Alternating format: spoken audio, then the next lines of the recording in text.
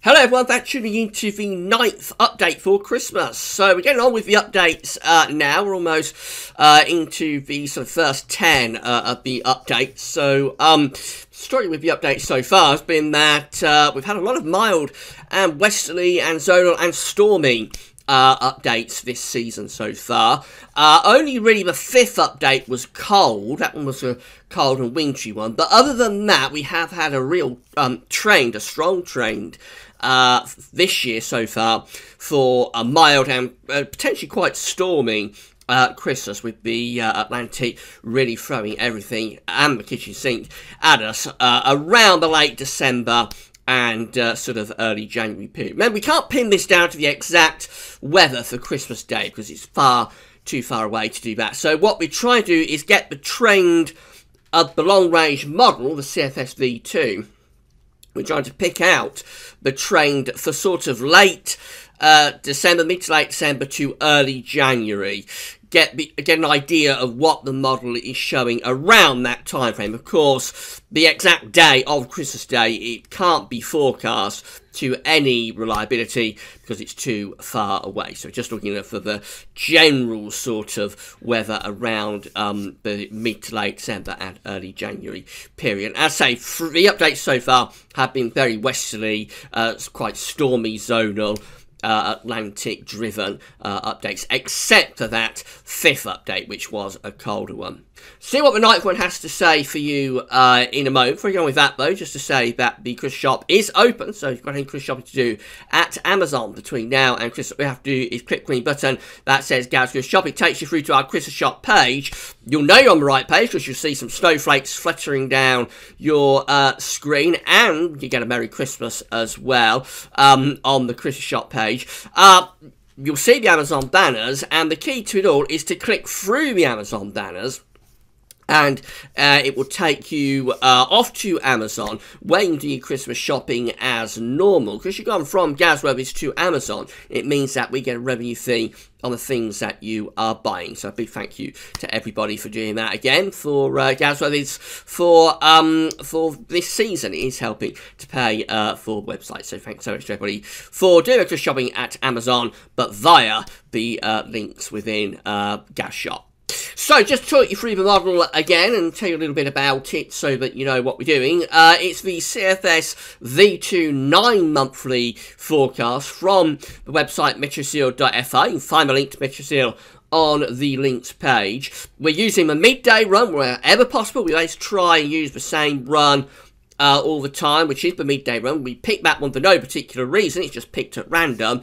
And we always try to use the same one, so we can't be told off for cherry picking. Charts is purely the way charts are coming out as we're doing the update. And the midday run was generated midday yesterday, 19th of November. So there's always a 24-hour delay on the charts being seen. And without anything else to say, I think we better get on with it, other than you can find the link to Metroseal on the links page. Not sure if I said that. So here we go then. We're on the 12th of December here. And what's happening here is that we're almost getting a bit of a cold shot from the north. So we've got high pressure across the southwest of the UK and also down to France and Spain. And an area of low pressure is in over Scandinavia, with a northerly wind coming down the North Sea. And in fact, if we looked at the upper air temperatures, we would probably be within quite cold air there, especially so for northern and eastern parts of the country.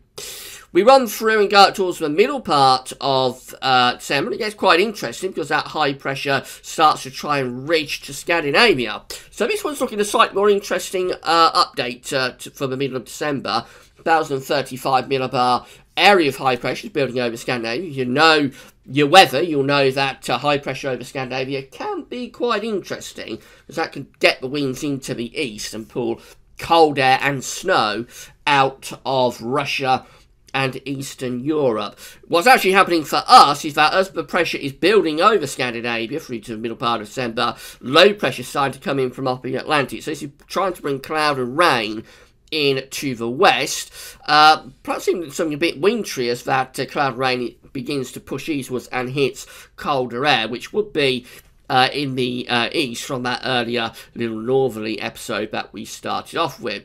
So we go through to the 15th of December. We have got a bit of a stall going on here. This could be a little bit of a snow event taking place there on the 15th of December. Look, you see the elongation in the isobars. That's telling us that we've got a weather front moving across the country. It's hitting the block in terms of a Scandinavian high, and it's stalling, and as it does that, chances are it would be bringing snow. Now, remember, we can't take this at all seriously. We can't say tonight, but it is going to snow from a stalling weather front hitting a Scandinavian high and a block of cold air on the 15th of December. That, as with Christmas Day, it's too far away to pin down weather for that exact time frame. But what we can say is that this update is showing something rather colder through the middle part of December. Anyway, let's run on and see what happens beyond that. So, beyond that, we start to get high pressure dominating, and its position is across central parts of Europe. So that Scandinavian high has slipped southwards into central Europe. This is still bringing cold air in across England and Wales, I would have thought. I expect quite a bit of frost if that scenario came off, because the continent would be cold from the Scandinavian high. However, it's turning milder across Scotland and Northern Ireland. The southwesterly winds will be starting to bring rain there on the 17th of December. Let's carry on and get closer to Christmas. So we go through to the 18th and on to the 19th. And now we're starting to break that ridge down properly. The ridge is beginning to collapse down into southeastern parts of Europe. So it's starting to become set up somewhere over the Black Sea and the Balkans. And that's allowing much milder air to infiltrate across all parts of the country from the Atlantic. So after that colder episode around the middle part of December, we're running up towards Christmas, 19th of December, and we're beginning to see milder air with outbreaks of rain starting to move in from off the Atlantic. Let's see if we can get to Christmas. So we go through to the 20th, and a weather front, low pressure is coming across the country, bringing rain at times. We're moving from the 21st to the 22nd. And we're very, very quickly now setting up another very strong westerly and zonal flow. So after looking a little bit more interesting on tonight's update for the middle of December, we've got to just before Christmas, 23rd of December, and look at this, the purple colours are back to the north, telling us that, again, it's going to be another westerly Christmas, zonal Christmas.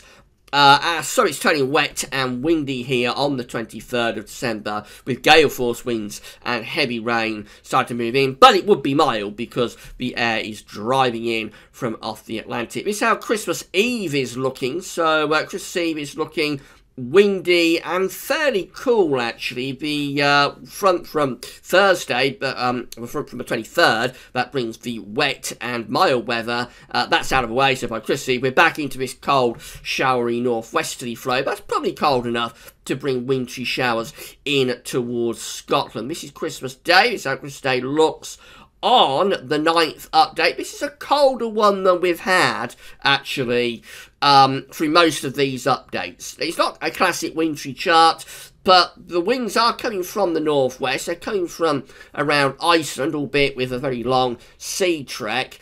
So a fairly cold Christmas Day here. I would suspect it's just about cold enough, the night frost. You would probably expect wintry showers as well in the north, mostly dry, I would have thought, in the south, but with a seasonable feel. And considering most of these updates that we've been doing so far this year have been suggesting very mild conditions on Christmas Day, this is a rather colder one, I have to say. So a colder day for Christmas Day, and then we go through to Boxing Day. We're under quite a transient ridge there on Boxing Day. So again, fairly coldish air means that it will be another seasonably feeling day, mainly dry, mostly sunny, but there will be frost early and late. So, I mean, we're not talking about anything particularly out of the ordinary, but at least it's a slightly more seasonably chilly, if you like, feeling Christmas than some of the very mild updates that we've had this year. Now, beyond Christmas, what happens? Well, we deepened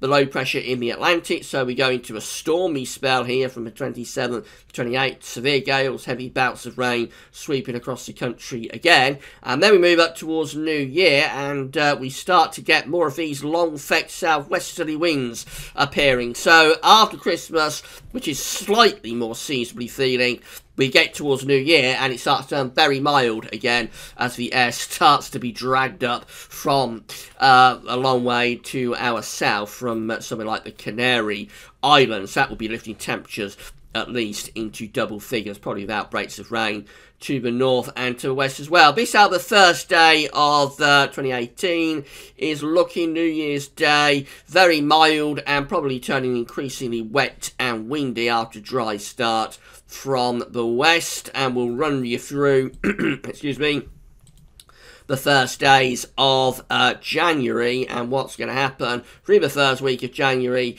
is that it just stays very unsettled. So again, we've got all these purple colours out to the north and west. That's the polar vortex, very strong polar vortex, bringing bouts of heavy rain and severe gales in from off the Atlantic Ocean during first week of January.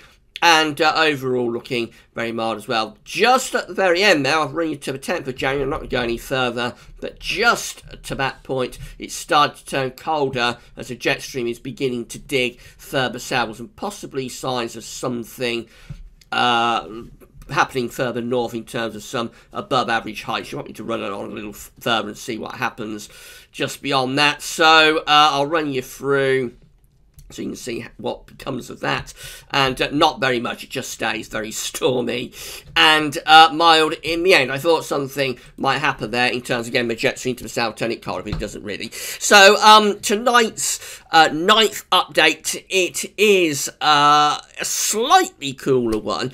The overall idea is still Atlantic driven. We get that colder interlude around the middle part of December. It started off looking really quite interesting, this ninth update. There was the Scandinavian high. It did get quite cold through mid-December. But by Christmas, we're into that stormier Atlantic-driven stuff again. It just so happened that this particular update was a little bit cooler for the days of Christmas, but don't take that seriously. We can put this one down with all of the other updates in terms of it being, except the fifth update, which did do something different. We can put this one down with all the other updates as basically being another Atlantic-driven zonal westerly Christmas, albeit the days of Christmas Eve, Christmas Day and Boxing Day were a little bit cooler, but it's another westerly Christmas update for the 9th Christmas update. And we'll see what 10th update has to say on Wednesday. But that's all for now, and thanks for watching.